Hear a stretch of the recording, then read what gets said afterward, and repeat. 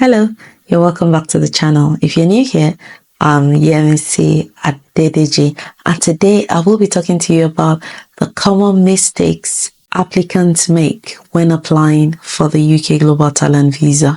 It's no longer news that I am a recipient of the UK Global Talent Visa. The UK Global Talent Visa is the best visa anyone can have in the United Kingdom. This visa is for leaders and potential leaders in the fields of academia and research, arts and culture, and digital technology. You can check our videos on how to apply for the UK Global Talent Visa. And then, because I was endorsed by the Royal Society under the academia and research route, I have deep dived into the different routes under the research and academia. So check out those videos, or you can just click on the link showing on your screen right now to be able to watch those videos. Welcome back to our returning subscribers, and if you're new here, you can consider subscribing to this channel, like our videos, and share our videos with people who will find value from it. I'm sure you'll find value from it as well. What are the common mistakes that applicants make when applying for the UK Global Talent Visa? If you're applying for this visa, stick around so you can get some nuggets from this video. These mistakes are mistakes that you need to consider so your visa will not be refused. So let's dive in. The UK Global Talent Visa is all about you. So the first common mistakes that people make is overestimating or underestimating their expertise. As we know that this visa is all about you, whether you're in the academia and research category, the art and culture, or the digital technology, this visa is evidence-based, is a high standard visa, and it requires, a lot of submission of evidence. You are submitting recommendation letters, you're writing personal statements, you're submitting your CV.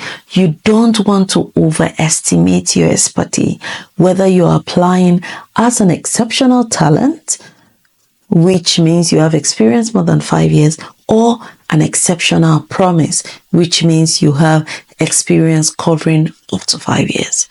Some people oversell themselves, and some people, interestingly, undersell themselves. Some people undersell themselves in the sense that they think, some evidence don't matter, these don't matter. And some people oversell themselves in the sense that they write a personal statement and they don't have evidence to support it. So you have to just be honest. Be honest and share the impact of your work, and also shed more light on the work that you have done. It's all about presenting your work in the best possible light. Emphasize on the impact of your work. Make sure you have the evidence. That saves you underestimating or overestimating yourself. So another mistake, some people make when they're thinking about the Global Talent Visa is, just focusing on their education, not showcasing results. Yes, your education is very important, but you need to show the result. What have you done? What is your evidence? Use numbers. Have you mentored students? I mentored 20 students at this point in my life. I have published 10 articles. So use numbers, use statistics, to show your results, the result of your work. So what have you done? What impact have you made? Did you lead projects? Did you say, increase the efficiency of a project? Say, I increased the efficiency of this project by, say, 30%, 50%. Numbers matter. So try to showcase your results. Moving on to mistake number 3, not preparing early and doing enough research. It is so important that you prepare early for your Global Talent Visa. The Global Talent Visa is not a last-minute visa. It's not a visa you want to wake up one day and just, cook up some evidence together. No. Whether you're endorsed by the Royal Society, the Arts Council, the UKRI, Tech Nation, whichever endorsing body, you have to know their guidelines. What is the criteria? How do I meet this criteria? All of these are very important details that you need. When you prepare early, you will be able to present your application in the best format possible. Even if you have access to a coach or even another recipient, you need to be able to research your category yourself. Check out our playlist on the Global Talent Visa. Check the description section of the videos. You will see links that will redirect you to the different sites. All the experience I'm sharing is based on research. I go to all those documents and read. So you need to find what is the requirement for the category that I'm interested in. If you don't prepare early, you risk missing, very important details. So prepare early. Next is, seemingly minute but very critical, formatting. Yes, formatting matters. Yes, formatting can get your application rejected.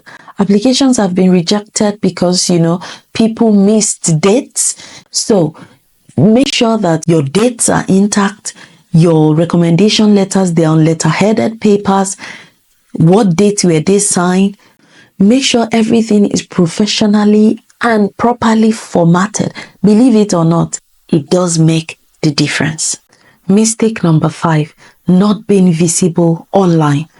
This is a big one. Having an online presence is so important to show the visibility of your work. You have to have, a LinkedIn page, get a Google Scholar profile, or even create a professional website. If you are currently applying for the UK Global Talent Visa, or you intend to do so in the future, start creating some visibility for your work, either as a fashion designer or a researcher or an academic, a musician, a writer, a tech guy, a tech lady, whatever it is. Do your best possible to make sure that your work is visible online. This will show the endorsing body that you are recognized in your field. It also shows the endorsing body that you have an online presence. People can see the impact of your work. People will be able to see your achievements. They will be able to see the progress you've made. Online visibility matters. For, some of the areas like, art and culture, like fashion designer, your website and all of that can even serve as evidence.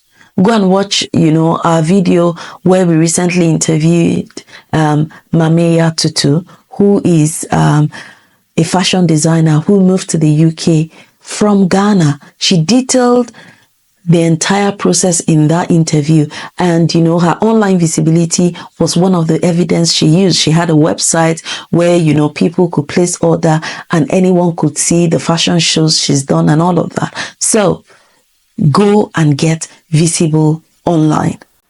And finally, mistake number 6, not seeking advice from other recipients or a Global Talent Visa coach.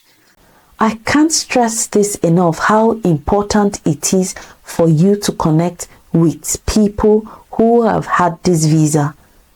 You need that support. It will go a long way to help you.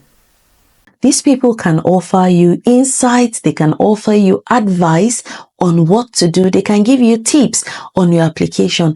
And this will go a long way to make sure that your application is not refused.